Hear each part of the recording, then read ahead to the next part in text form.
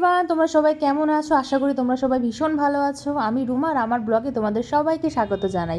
হায়দ্রাবাদে যবে থেকে এসেছি না, সেইভাবে কোথাও ঘুরতে যাওয়া হয় না, বলতে গেলে বাড়িতেই থাকি। রোববার দিনটা ছুটি থাকলেও ওই সারাদিনের ঘরের কাজকর্ম বাজারহাট করতে করতেই সময় কেটে যায়, আর কোথাও বেরোনো হয় না। কিন্তু ভাবলাম এবার বেরোতেই হবে। এই ভিডিওটা কিন্তু আমার প্রায় মাসখানেক আগের। আমার শরীরটা খুব একটা ভালো ছিল না, যার জন্য ভিডিওটা আমি করতে পারিনি, মানে এডিট করতে পারিনি। যাই হোক, চলো আর দেখা যাক কোথায় যাই, তোমাদের সাথে অবশ্যই শেয়ার করবো। যাচ্ছি একটা হ্যালো অনেকদিন বাদে আজকে বেরোলাম। যাচ্ছি একটা পুরো বাঙালি জায়গায়। এর আগেও গেছিলাম, বাঙালি কালী মন্দির। এখানে তো একটা বাঙালি দোকান আছে, তো সব কিছু করে সিঙ্গাড়া, আলুর চপ, চিকেন এগরোল, বানানো ব্যাং আছে, পাটালি গুড়, রসগোল্লা, কিম্বর। তোমাদের জানলাম এখানে এসে তো এগুলো সব মিস করছি আমরা।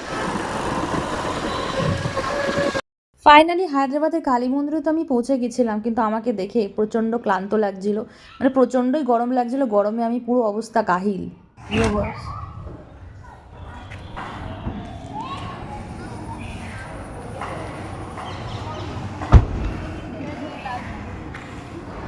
আমরা এই নিয়ে দুবার হায়দ্রাবাদের কালী মন্দিরে এসেছি। এবার যতবারই আসি না কেন, এই উল্টো দিকে তোকে একটা দোকান আছে, এখানে রোল, চাউমিন, মানে ফাস্টফুডের দোকান, সিঙ্গারা সব কিছুই পাওয়া যায়।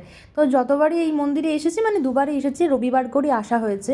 আর ততবারই আমরা কিন্তু এই দোকানে কিন্তু ভিজিট করেছি। আর এখানে কিন্তু বাঙালি মানে এখানে তো কলকাতার মতন জিনিস পাওয়া যায় না।